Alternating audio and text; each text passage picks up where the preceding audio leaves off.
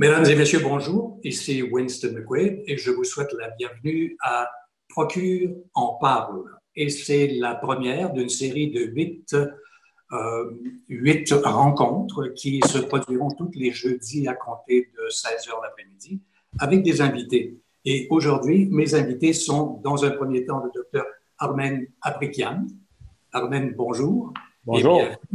Je rappelle, Armen, que vous êtes à McGill et que vous êtes urologue en chef. Et nous serons accompagnés cet après-midi aussi d'un de vos confrères, Thierry Lebeau, qui lui est responsable dans un autre hôpital, c'est-à-dire responsable également pour, si on veut, le côté l'est de Montréal. Et vous allez répondre aujourd'hui à quelques-unes des questions qui seront posées par, évidemment, les gens qui seront venus sur le site de procure.ca afficher leurs questions et en même temps, ce sera l'occasion de débattre aussi, de discuter. Alors, dans un premier temps, après vous avoir souhaité la bienvenue, j'aurai pour vous, M. Aprikian, une première question, à savoir, les symptômes de la COVID-19 risquent-ils d'être différents en cas de cancer de la prostate? Bon, merci Winston pour modérer cette session. Je suis très content de participer, de partager avec les gens qui sont inquiets. Pour ce qui est de la question des symptômes, normalement, les patients qui souffrent du cancer de la prostate, leurs symptômes par rapport au virus COVID-19 devraient être pareils que les gens qui n'ont pas le cancer de la prostate, en général. La deuxième question que je vais poser, c'est pour mettre la table dans un premier temps, c'est que votre confrère est avec nous, Thierry Lebeau. Docteur Lebeau, bonjour et bienvenue. Et ma question pour vous, dans un premier temps, sera qui est à risque de développer une forme grave du COVID-19 chez les patients atteints du cancer de la prostate? En fait, comme disait un peu mon collègue Armen, c'est toujours un peu la même situation, c'est-à-dire que la COVID-19 n'est pas une maladie qui est très différente chez les patients qui sont atteints d'un cancer de la prostate. Les patients qui sont à risque d'en développer des complications, c'est surtout les personnes qui sont plus âgées, qui sont âgées au-dessus de 70 ans en particulier. Évidemment, c'est une population qui est très présente en cancer de la prostate. Donc, il n'y a pas de facteur de risque particulier additif du fait d'avoir un cancer de la prostate. Par contre, c'est populationnel. C'est pour ça, entre autres, qu'on demande aux gens de plus de 70 ans de limiter leurs déplacements. Qu'on demande également de limiter les déplacements des patients qui ont plus de 70 ans. C'est pour éviter de les mettre à risque de développer la maladie. Mais le fait d'avoir un cancer de la prostate n'ajoute pas à l'épidémiologie de la maladie en tant que telle. J'aimerais savoir s'il y a eu des modifications dans vos façon de procéder dans les protocoles par rapport dans les sections où on rencontre plus régulièrement des gens atteints du cancer de la prostate, s'il y a eu des changements de protocole par rapport à la présence possible du COVID-19. Je vais me permettre de répondre. Oui, évidemment, parce qu'on a fait ça pour toutes les pathologies, cancer de la prostate incluse.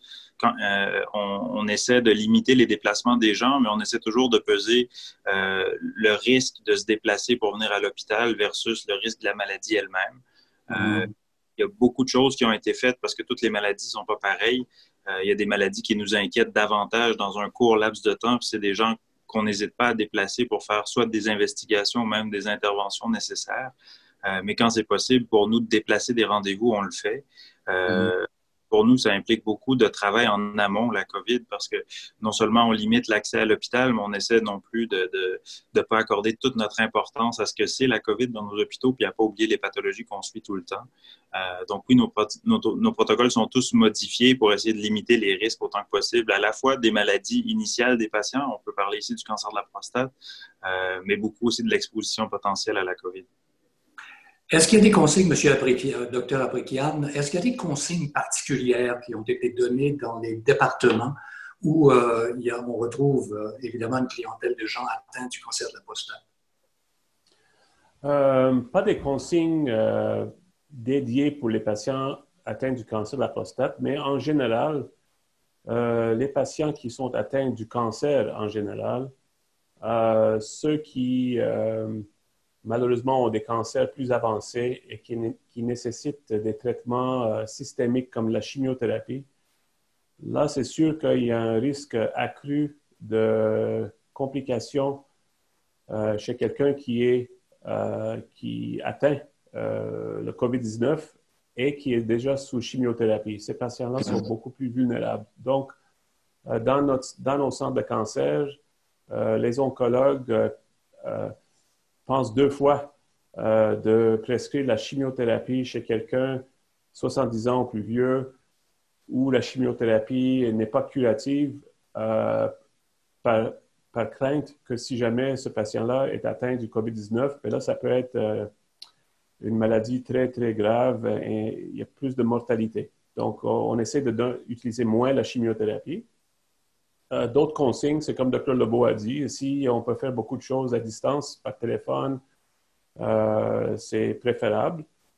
Dans beaucoup de centres au Québec, pour libérer des lits à l'hôpital, pour pouvoir absorber des patients qui sont atteints du COVID-19, on a diminué l'accès au bloc opératoire pour toutes sortes de choses, ainsi que le cancer, et dont le cancer de la prostate aussi. Donc, on essaie d'opérer les patients qui ont des cancers de la prostate un peu plus graves que d'autres.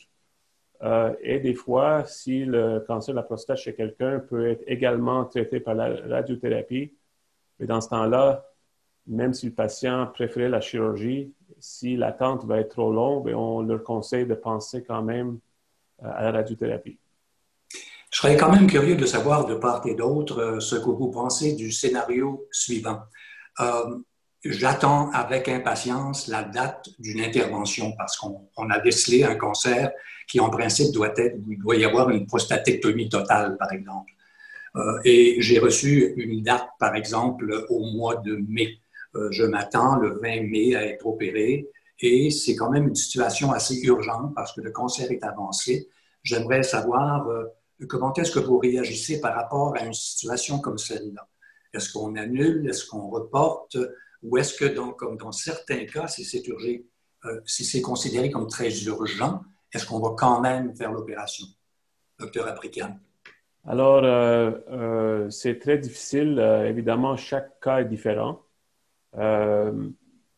D'ailleurs, aujourd'hui, j'ai passé la moitié de la journée à parler avec des patients qui, moi, j'ai cédulé pour la chirurgie et là, malheureusement, ils vont être reportés.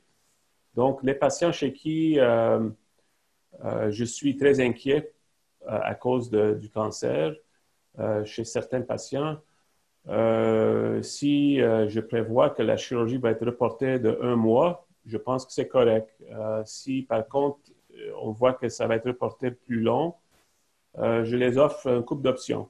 Une option, c'est de reconsidérer peut-être la radiothérapie, si c'est quelque chose qui est acceptable pour le patient. Sinon, on peut des fois débuter un traitement hormonal pour essayer d'arrêter ou ralentir la progression de la maladie en attendant une chirurgie puis peut-être ça va être fait 2 ou 3 mois plus tard. Chez les autres patients, si je vois que l'attente va être très longue, je demande qu'on répète une prise de sang, l'APS, pour essayer d'estimer l'évolution de la maladie et pour décider si ça devient plus urgent ou non. Heureusement, la plupart des hommes chez qui on diagnostique un cancer de la prostate, ce sont des cancers qui n'évoluent pas rapidement et donc on peut attendre raisonnablement une période de temps pour que cette crise passe et là on peut intervenir.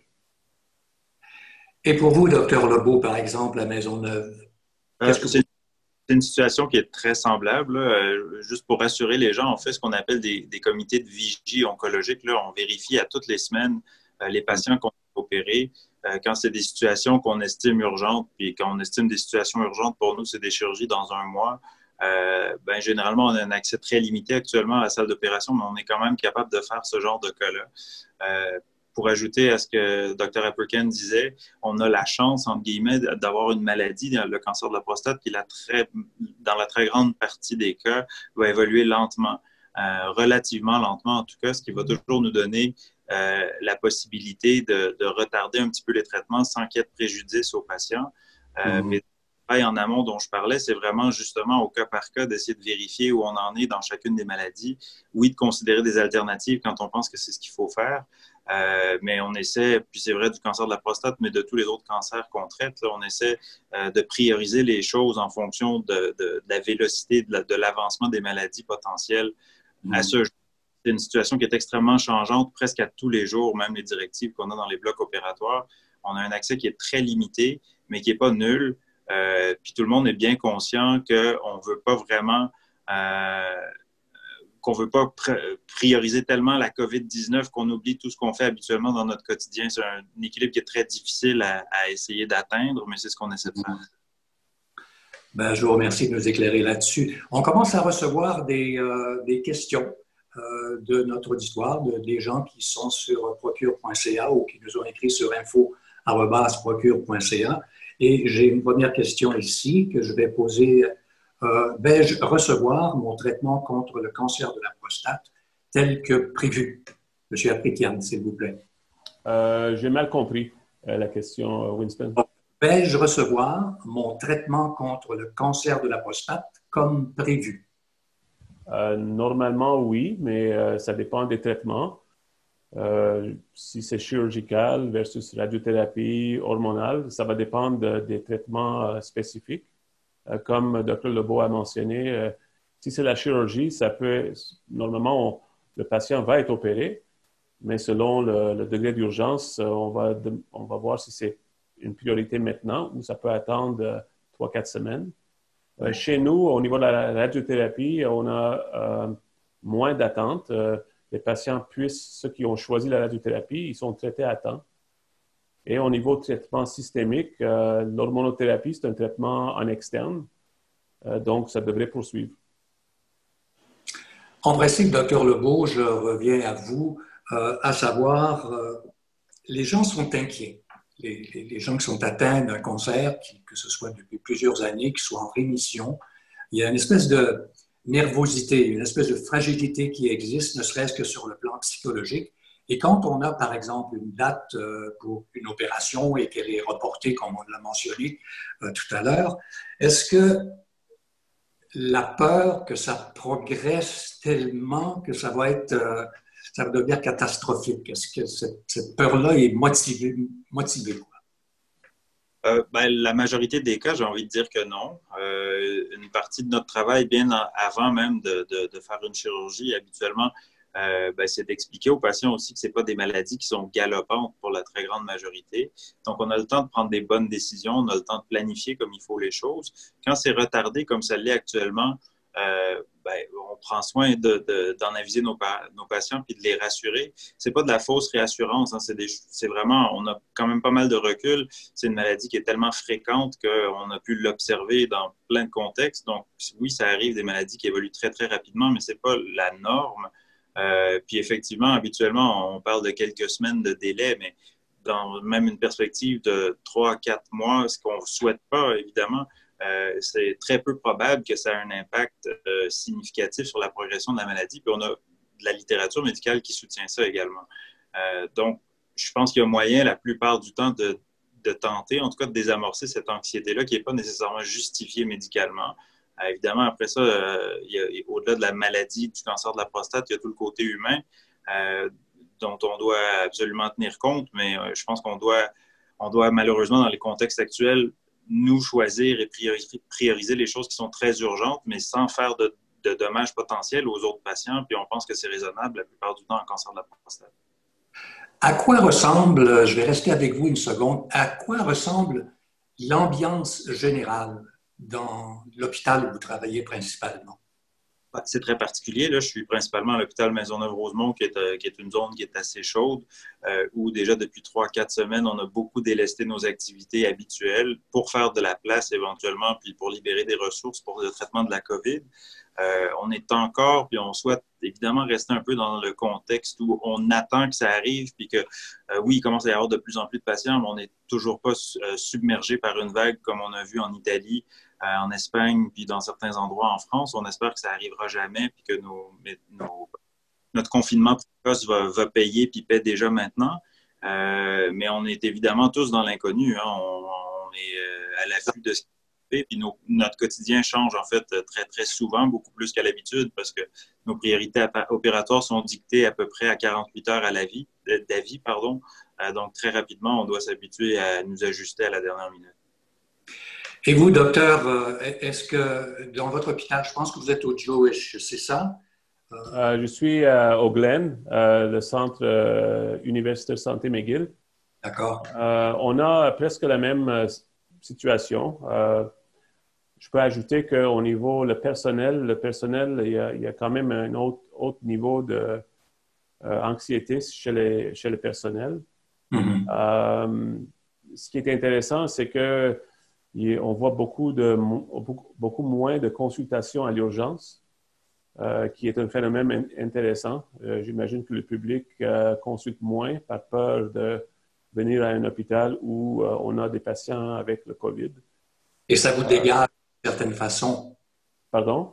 Ça vous dégage d'une certaine façon, le fait qu'il y ait moins de gens qui arrivent à l'urgence? Oui, c'est vrai qu'à la salle d'urgence, qui est tout le temps débordée, maintenant, on est moins débordé par rapport à avant. C'est sûr que c'est un endroit très occupé déjà, surtout avec des patients souvent qui arrivent où le diagnostic de COVID est posé à l'urgence.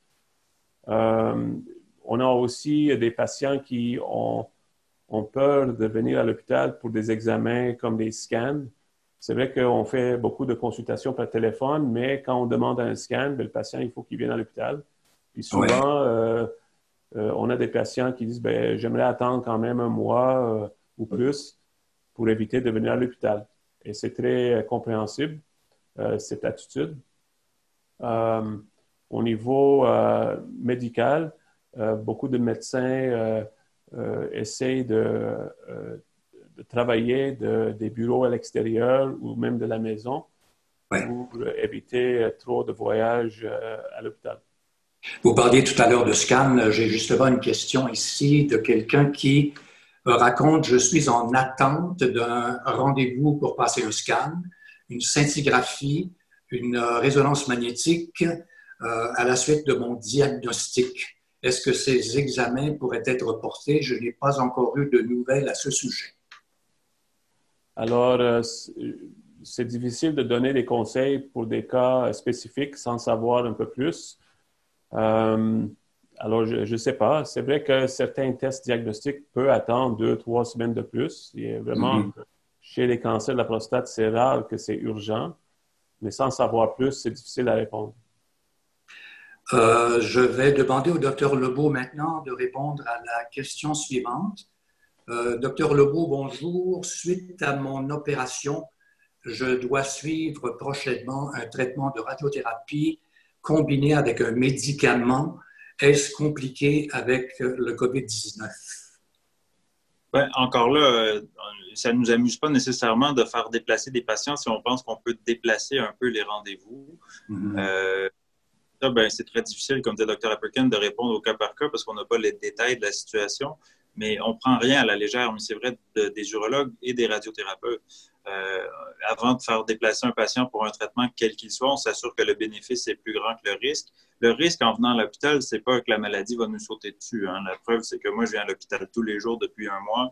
On prend des précautions de base, puis j'insiste, c'est de se laver les mains.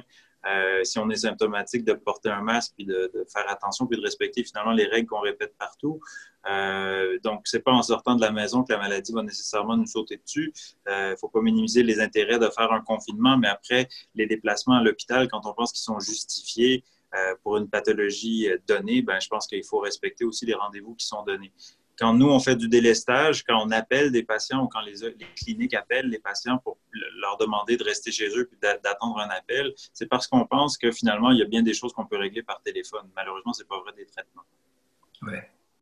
Je reviens au docteur Aprikian.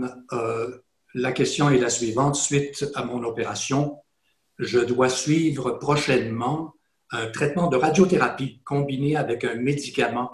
Est-ce que ça aussi, c'est compliqué avec le COVID ou non? Chez nous, on a établi une façon de voir les patients et les traiter en radiothérapie en minimisant le contact avec trop de personnel à l'hôpital. Donc, c'est intéressant. Les patients attendent dans leur automobile, dans le stationnement, et on les envoie un petit texto comme quoi que c'est le moment qu'ils rentrent. Et on a une entrée spéciale dédiée pour les patients en radiothérapie. Donc, ils rentrent, ils sont traités, puis ils quittent avec très peu de contact avec d'autres gens à l'hôpital. Donc, c'est un peu plus sécuritaire. On réussit à traiter des patients en radiothérapie à temps. La radiothérapie ne pose pas de risque accru vis-à-vis le COVID-19. Ce n'est pas comme la chimiothérapie, donc on n'est pas affaibli trop avec la radiothérapie. Donc, on poursuit les traitements. Certains régimes de radiothérapie peuvent être modifiés pour diminuer le nombre de traitements, pour diminuer la fréquence de visite à l'hôpital. Pourriez-vous me donner un exemple? Pour ce qui est du médicament, il faut savoir le nom du médicament, mais si c'est un traitement hormonal qui est souvent couplé avec le traitement de radiothérapie, il n'y a pas de contre-indication. D'accord. Autre question ici, je vous la pose, docteur Apitian, encore. On a retardé mon 3e traitement de chimio et j'ai peur que mon cancer progresse. Oui. Ça, c'est peut-être un des endroits où on a le plus de débats. Il faut vraiment savoir, comme Dr. Lebeau a dit, il faut peser le risque.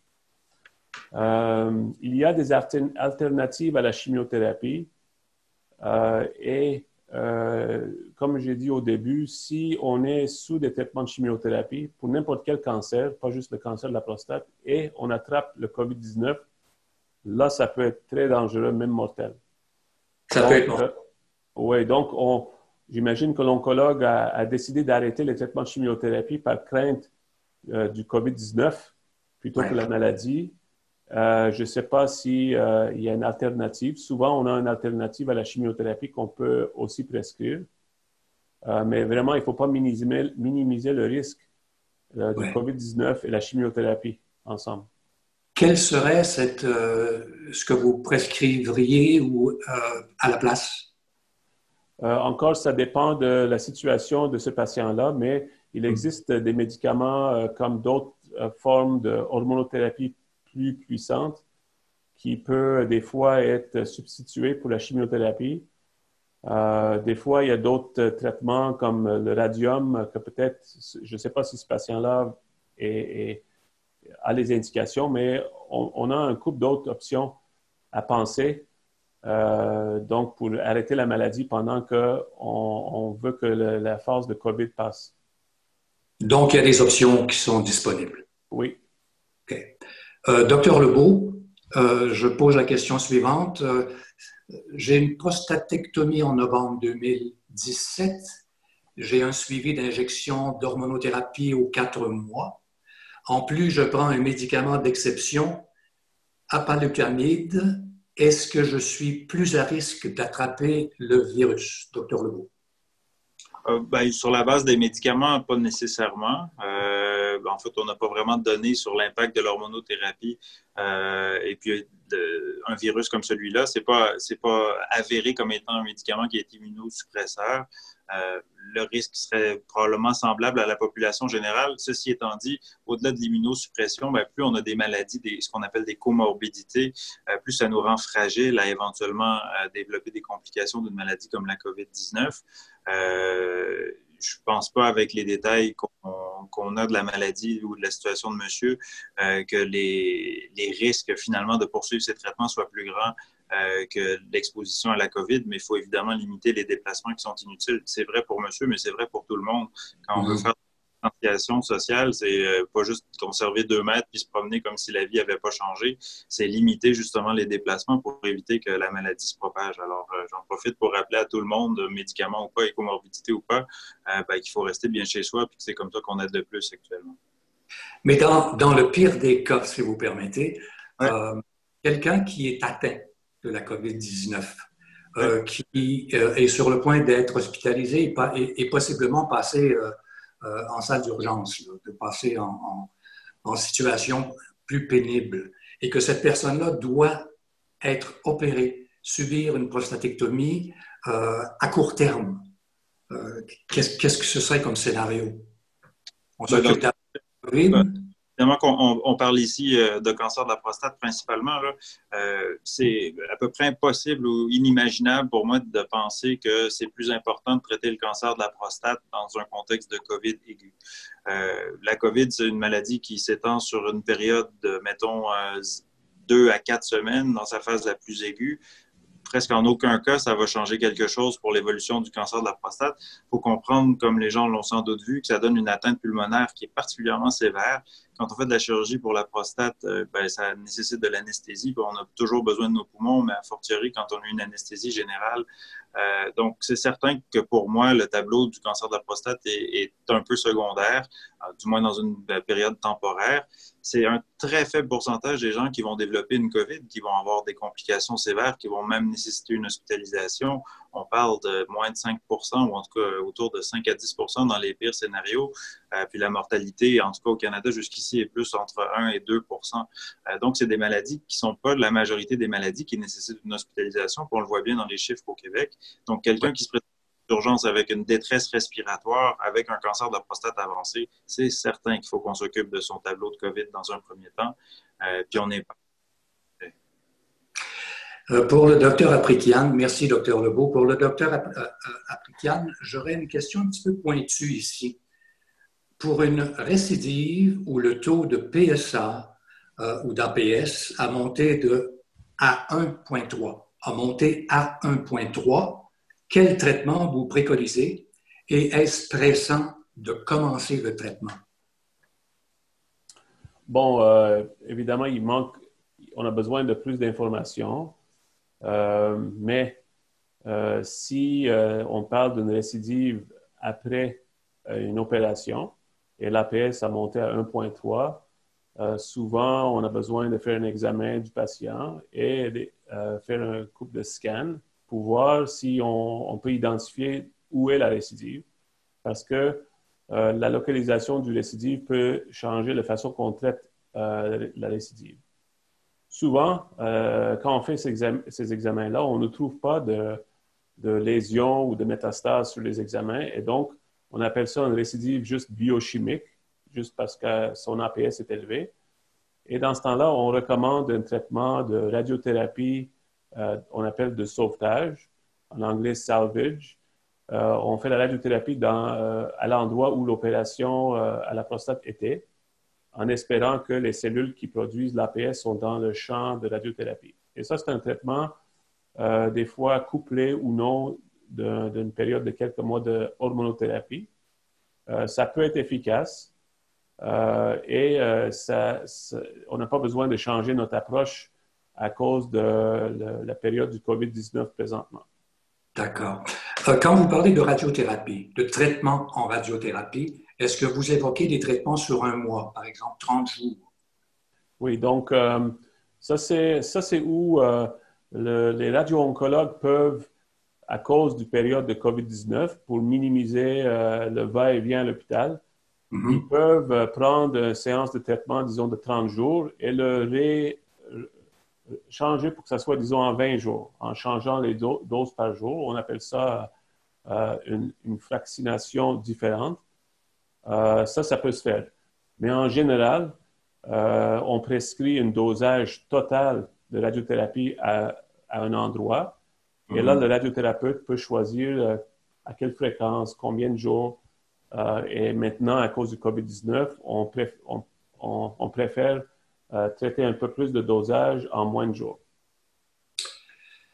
Docteur Lebeau, maintenant, est-ce qu'on doit toujours aller passer nos tests d'APS, la prise de sang, tels que prévus, suivre les rendez-vous tels qu'ils sont prévus? Comme je disais tout à l'heure, on a fait beaucoup de délestage de nos cliniques. La période actuelle, puis on suit quotidiennement son évolution, on a l'impression que peut-être dans un mois à peu près, on va pouvoir s'imaginer se déplacer un petit peu plus. Alors, c'est difficile d'imaginer que c'est urgent dans la majorité des cas d'aller faire un test de dépistage, par exemple. Puis probablement que c'est assez raisonnable de déplacer de pas faire ces déplacements-là pour les 6 prochaines semaines. Situation évidemment à réévaluer presque au jour le jour. Quand on est dans un contexte d'une maladie qui est plus avancée, où on a des suivis qui sont plus rapprochés, c'est peut-être plus pertinent jusqu'à un certain point de les faire, ces prélèvements-là, sans se déplacer nécessairement dans un centre comme un hôpital où il y a plus de malades potentiels, dans un CLSC ou dans un centre de prélèvement périphérique, c'est tout à fait raisonnable. Quand on maintient des soins ou des services comme ça, c'est parce qu'on pense qu'il y a quand même un bénéfice à le faire. Ça ne veut pas dire qu'il faut tout arrêter, mais nous-mêmes, on est très conscients des risques que ça implique pour tout le monde. Nous, les premiers, parce que plus on côtoie de gens, plus on côtoie des patients, plus ça nous met à risque également.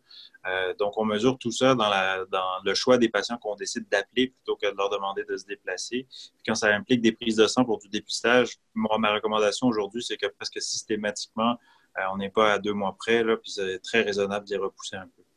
D'accord. J'aimerais prendre quelques instants pour inviter les gens qui sont à l'écoute sur procure.ca, ce webinaire. Vous pouvez nous envoyer vos questions si vous voulez. C'est vraiment très simple, info@procure.ca. Et j'ai justement une question ici que je vais poser au docteur Aprikian, qui est un de nos 2 invités aujourd'hui, spécialiste. Voici, je suis sous Zolatex avec un APS de 9.0. Est-ce que mon système immunitaire est affaibli et dois-je prendre des précautions particulières? C'est signé M. Jacques Aubry de Sutton. Alors, il faut savoir plus. Je connais M. Aubry. Je ne sais pas si c'est exactement lui, mais l'APS, normalement, quand on est sous hormonothérapie, l'APS, normalement, on vise que ce soit plus bas. Alors, si c'était plus élevé puis c'est en train de diminuer, bien, ça, c'est bien. Si, par contre, ça a été plus bas puis c'est en train de monter, ça, c'est moins bon. Et donc, ça nécessite d'autres examens pour comprendre pourquoi. Au niveau de la question de la faiblesse immunitaire, c'est vrai que sous hormonothérapie, on peut avoir plein d'effets secondaires qui sont pas très graves, mais quand on les met ensemble, en général, un homme dans les 70 ou plus, sous hormonothérapie, il est déjà un peu plus faible en général. Ce n'est pas son système immunitaire qui est faible, mais il est plus faible, il a moins d'énergie, moins de force. Et donc, si on attrape le COVID-19, c'est possible que chez lui, les symptômes grippaux peuvent être un peu plus forts. Je ne crois pas que, par contre, que il est assez faible pour que les chances d'être hospitalisé ou même la mortalité, je ne crois pas que c'est plus élevé. Merci. Autre question, je vais poser à Dr. Lebeau. Est-ce qu'il y a un risque plus élevé pour le COVID-19 chez un patient de 64 ans qui a une récidive de son cancer de la prostate et qu'on revient de remettre sur hormonothérapie pour une période de 8 mois?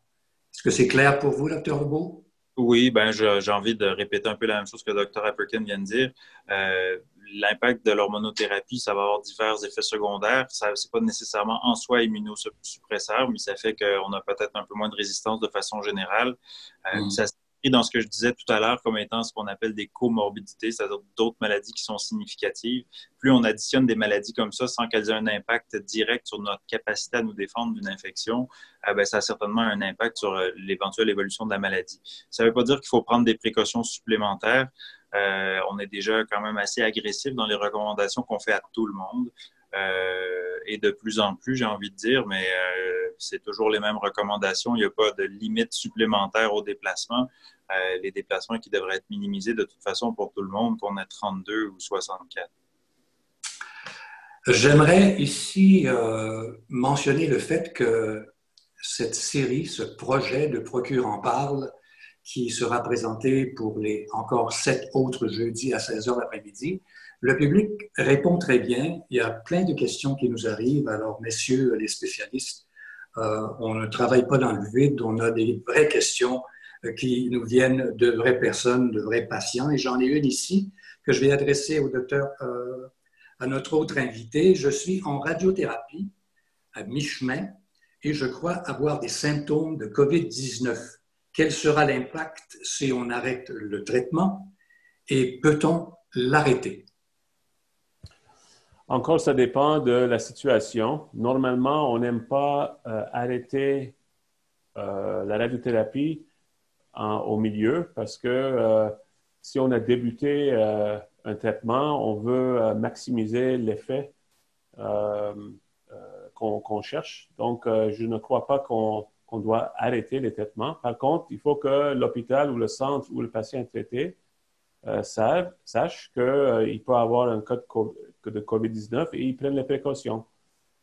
Évidemment, le patient peut être testé pour déterminer si effectivement il a le COVID-19 ou non. D'ailleurs, à l'hôpital, on fait des opérations chez les patients qui ont le COVID-19 et si on le sait d'avance, on prend les précautions pour que, le patient soit bien traité et deuxièmement, pour que le personnel et le centre hospitalier est bien protégé. Docteur Aprikian, je vous garde un instant avec une question. Il faut combien de temps après une chimio de type cabazitaxel pour retrouver un système immunitaire normal? Encore une bonne question. Ça va dépendre des gens, mais normalement, un mois après la fin de n'importe quelle chimiothérapie, notre corps, la moelle épinière, la moelle osseuse, tout ça revient à la normale, en général après un mois. Si par contre, on prend la cabazitaxel parce qu'on a déjà échoué d'autres formes de chimiothérapie ou de traitement hormonal, et si la maladie est un peu plus avancée, c'est possible que le système immunitaire reste faible pour beaucoup plus longtemps. Oui, ça risque d'être problématique, finalement. Yes. Oui. J'aimerais savoir, docteur Lebeau, quelqu'un ici qui rapporte des symptômes urinaires importants. Il n'a pas de médecin de famille et il demande où est-ce que je consulte? Encore là, il y a des cliniques sans rendez-vous, jusqu'à un certain point de première ligne. On n'a pas beaucoup de détails sur l'histoire de cette personne-là. Il reste quand même des cliniques sans rendez-vous. Si c'est des symptômes urinaires potentiellement infectieux, ça peut même se faire éventuellement dans certaines salles d'urgence. On ne sait pas où cette personne-là habite. Les zones ne sont pas aussi chaudes partout. C'est vrai, sur l'île de Montréal, il y a encore des hôpitaux quand même qui sont assez bien épargnés de la COVID, où il n'y en a pas beaucoup, puis où le triage principal ne se fait pas autour de ça. C'est très généralement pas des situations qu'on voit dans des salles d'urgence. Des symptômes urinaires aigus, ça se voit plutôt dans des cliniques de médecine familiale et éventuellement de sans rendez-vous. C'est vraiment la du système. Mais ça ne veut pas dire nécessairement qu'il y a un cancer de la prostate. C'était pas ce que j'avais compris de la question, mais certainement pas. En fait, très généralement, le cancer de la prostate, dans ses stades initiaux, est asymptomatique. Qui développent un peu de difficulté à uriner, qui se lèvent un peu plus souvent la nuit, qui ont des symptômes qui sont plus généraux comme ça, ça n'a rien à voir avec le cancer. C'est plutôt un processus de vieillissement normal et de la prostate et de la fonction vésicale. J'avais compris dans la formulation qu'il y avait peut-être des symptômes plus de brûlure qui faisaient plus penser à potentiellement à de l'infection. Encore là, classique du tout d'un cancer de la prostate. On est plus dans un cadre de pathologie potentiellement bénigne. Mais voilà.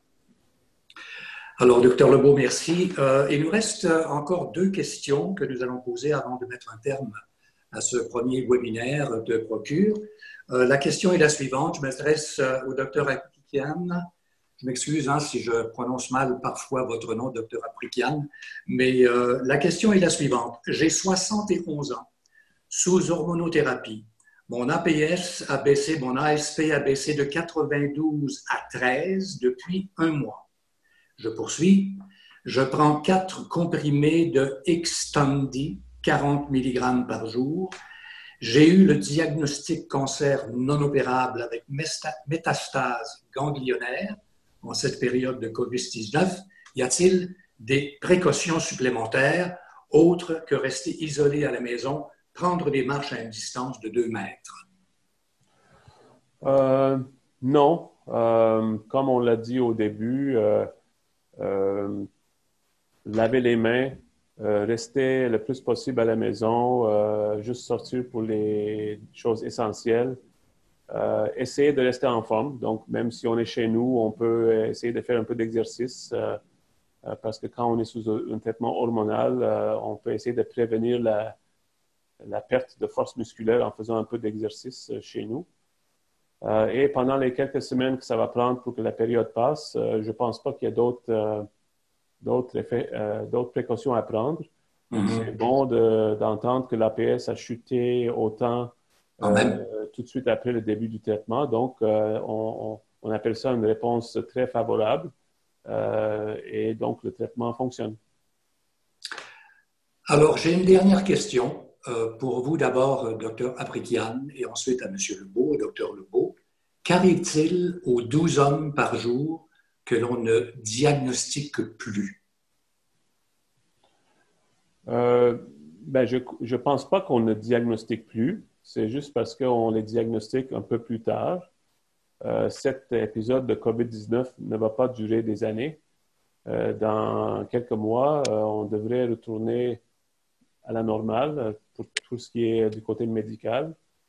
En plus, un homme sur 12, heureusement, la plupart de ces hommes, quand on fait le diagnostic du cancer de la prostate, la plupart ont des cancers qui n'est pas agressif, n'est pas dangereux pour le moment. Et donc, attendre quelques mois pour faire ce diagnostic, je ne crois pas que c'est dangereux. Merci. Docteur Lebeau, maintenant? Je pense la même chose. Je pense, avant de parler d'un diagnostic de cancer de la prostate, il y a un certain nombre d'étapes aussi. Le jour où tombe le diagnostic, on a déjà eu du dépistage, on a déjà eu des biopsies de la prostate. Ce n'est pas des activités qu'on a complètement cessé de faire. Par contre, on ne fait pas venir toutes les biopsies de prostate qu'on faisait avant. On les trie également. Ceux qu'on pense qu'ils nécessitent une biopsie plus urgente, on les fait de façon plus urgente. C'est toujours dans un contexte de diagnostic initial. Alors, oui, on est dans une période très particulière qui, on espère, ne va pas durer trop longtemps, mais on évalue ça tout le temps puis à toutes les semaines. Mais c'est vrai que dans quelques semaines, quelques mois, on a de bon espoir de reprendre des activités médicales normales ou en tout cas qui vont s'approcher davantage de nos activités normales. Puis ce ne seront pas des patients qui auront été oubliés. Je pense qu'il faut que les gens retiennent aussi qu'on est évidemment très préoccupés par la prise en charge de nos patients et on s'assure d'oublier personne. Si on retarde des traitements parce qu'on est obligé, c'est pas parce que ça nous amuse, mais j'ose espérer que dans la très, très, très grande majorité des cas, il n'y a pas de préjudice pour les patients, si ce n'est la charge de savoir qu'on a un cancer qui n'est pas encore opéré puis qu'on retarde notre opération. On ne pense pas que médicalement, ça va changer l'évolution de la maladie. Alors, Dr Lebeau, je vous remercie beaucoup pour votre présence cet après-midi. Merci, bonne continuité. Et qu'est-ce que vous faites exactement là dans ce bureau? Est-ce qu'il y a quelque chose qu'on devrait savoir qu'on ne voit pas? Dans le bureau où je suis? Oui. Et que je parle au téléphone beaucoup ces temps-ci. Oui. Sinon, les patients. Merci beaucoup, Dr Lebeau. Dr Aprikian, merci beaucoup pour votre présence aujourd'hui. C'est très, très apprécié. On sait que vos horaires sont des horaires de fou d'une certaine façon et on vous remercie beaucoup de vous être rendu disponible. Merci à tous les deux. Merci à vous. Merci beaucoup. Et là-dessus, moi, je vais vous inviter à nous revenir la semaine prochaine. Il y a plein de questions qui sont arrivées chez procure.ca cet après-midi. Nous allons y répondre la semaine prochaine avec nos nouveaux spécialistes qui se joindront à nous. Alors, je vous remercie pour ces questions. Et si vous en avez d'autres, vous n'avez qu'à les formuler et les envoyer par courriel à info@procure.ca. C'est un plaisir d'animer cette première de Procure en parle. On se retrouve la semaine prochaine, jeudi, 16h. Là-dessus, portez-vous bien le mieux possible dans les conditions que l'on connaît tous. N'oubliez pas de vous laver les mains en plus. Bonne journée.